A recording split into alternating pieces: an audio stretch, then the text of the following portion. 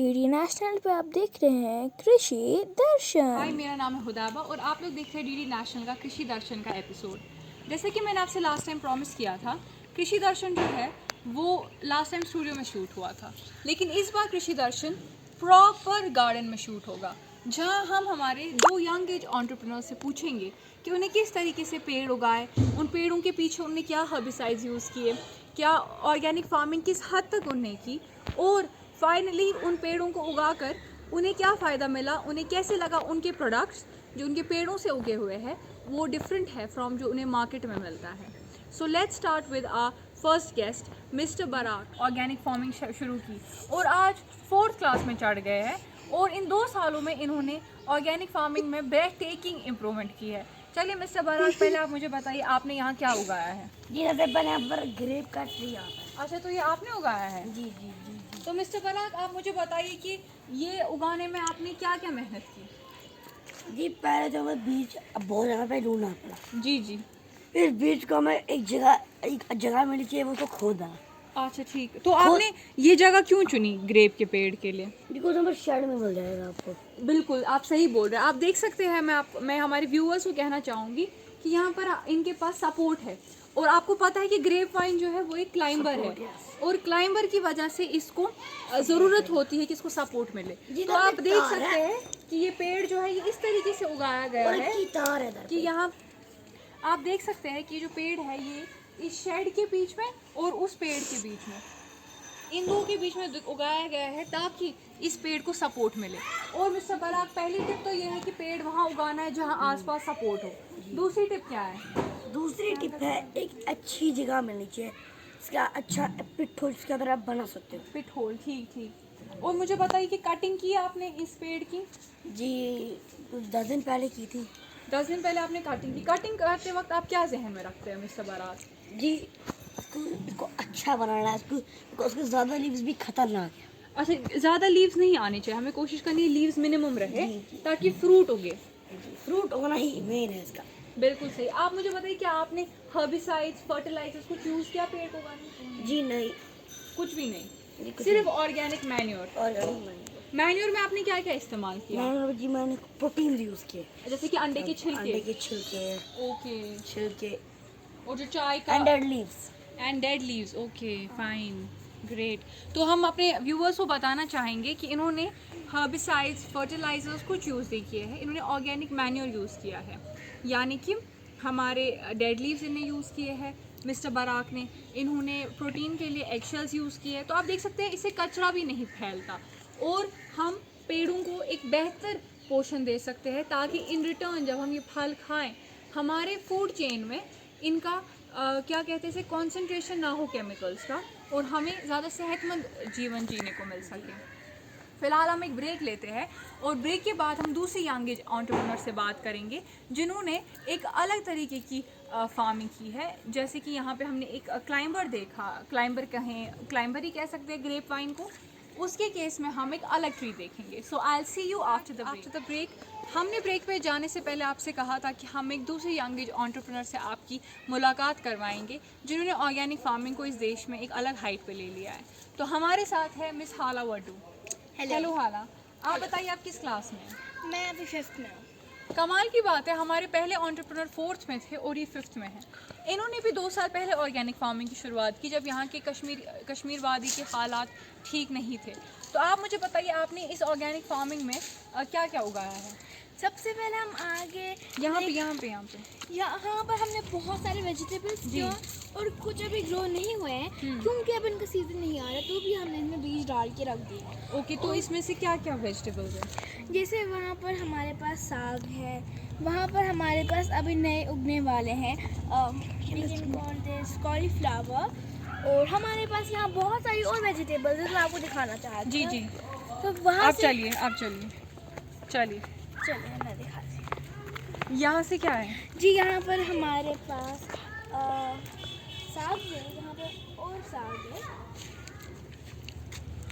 अच्छा, साग है। जी बिल्कुल। और वहाँ से हमारे पास टमाटोज है। If I am not wrong, is this a herb? क्या ये कोई हर्ब है? Yes, they are called chives। Chives. Okay, thank you. जैसे कि आप जैसे कि आप देख सकते हैं, हमारे कैमरामैन को भी पता है कि दे आर कॉल्ड chives। मैंने सुना है chives के बारे में, हाला नहीं बताया था कि आप इन हर्ब्स को अगर तलेंगे तेल में and then you eat them, जैसे कि आप देख सकते हैं these are the chives, you eat them, ये आपकी सेहत के लिए बहुत मुफीद होते हैं। एंड क्या हम इन्हें कच्चा खा सकते हैं? जी बिल्कुल, लेकिन प्रॉपर क्लीन करके। ओके, प्लीज़ आप याद रखिए, माना कि इसमें ऑर्गेनिक मैन्योर है और उसमें किसी भी तरीके का फर्टिलाइज़र नहीं है, लेकिन उसके बावजूद आपको इस बात का ख्याल रखना होगा कि विदाउट क्लीनिंग आप chives या कोई भी वेजिटेबल नहीं खा खाएं। सकते। हम will get back to you कि यहाँ पे क्या और उगाया गया है other than chives and vegetables and fruits, but after this break, so please take a break. Thank you. Okay, okay, hello everyone, ये हमारे दो यंग एज एंटरप्रेन्योर्स हैं। अब मैं आप दोनों से ये पूछना चाहूँगी कि आप मुझे बताइए आपने और क्या क्या अपने आंगन में उगाया। So please walk us through your garden. Okay. There are some bamboos, you can see them.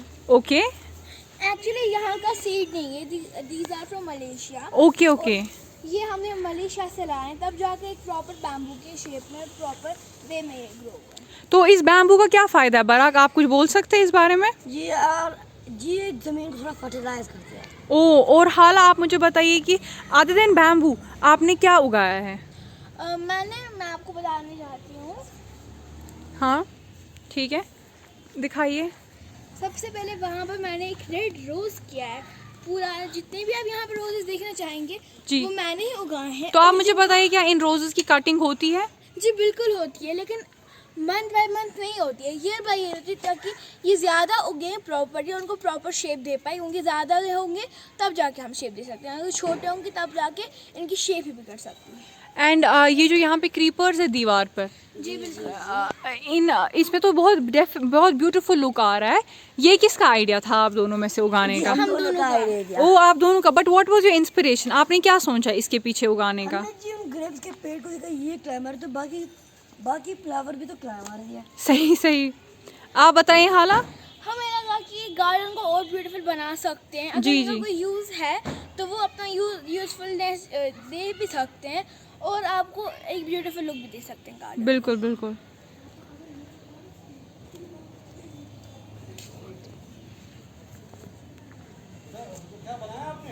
Welcome back after the break. Break पे जाने से पहले मैंने आपसे कहा था कि अब हम कुछ डिफरेंट करेंगे, और अब वो डिफरेंस क्या होगी? डिफरेंस ये होगी कि हमारे पास अनदर यंग एज एंटरप्रेन्योर है जिन्होंने ऑर्गेनिक फार्मिंग से अपने एंटरप्रेन्योर करियर की शुरुआत की है। तो मैं अब आपसे पूछना चाहूँगी ये कौन सा पेड़ है? Okay, so cameraman please can you come a bit close, thank you. So आप बताइए प्लीज़, कैमरा में देखिए बोलो olive tree. The olive trees are olives, and they have antioxidants in it which slower the age of process of aging. Okay. So there's some more detail in it. I won't go in detail, but What yeah. about about olive tree olives, and क्या आप हमारे viewers को बताना चाहेंगे कि olives खाने चाहिए उन्हें? Yes, they should eat olives. और what about olive oil? Olive oil की आप बताइए कुकिंग में क्या यूज़ होना चाहिए, क्या हमें प्रेफर करना चाहिए ऑलिव ऑयल और सरसों का तेल? Yes, we should apply olive oil. Okay okay, Excuse me, pause. हाँ, सो प्लीज़ हमारे व्यूअर्स को बताइए अबाउट ऑलिव ऑयल। जी, जो ऑलिव ऑयल है ये हमारे एजिंग प्रोसेस को कम करता है और साथ ही साथ में कई सारे हेल्थ बेनिफिट्स हैं। एज अगर हम बाकी का इंडस्ट्रियल ऑयल जो हम देखते हैं विद केमिकल्स, वो बहुत सारे हार्म करता है हमारी बॉडी को बहुत ज़्यादा।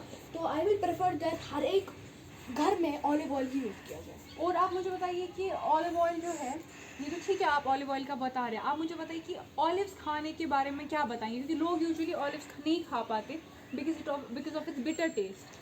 तो यस, हमें इसको कंट्रोल करना पड़ेगा, क्योंकि ऑलिव्स आज के टाइम में जैसे कि आप देख सकते हैं यहाँ पे कई सारे यंग हैं और वो आप बहुत आज के टाइम में जैसे कि आपने देखा होगा जी। आज बहुत जल्दी वो ग्रो होते हैं और उसकी वजह से क्या होता है कि ऑलिव्स एंड या जो ऑलिव्स है ये साथ ही साथ बिटर तो करते ही है, पर इनमें कई सारे बेनिफिट्स हैं। लाइक इससे आपकी एजिंग प्रोसेस बहुत स्लो होगा और आज के टाइम में लोग बहुत जल्दी बूढ़े होकर मर भी जाते हैं। जी, और ये कार्डियोवैस्कुलर हेल्थ के लिए भी बहुत अच्छा है।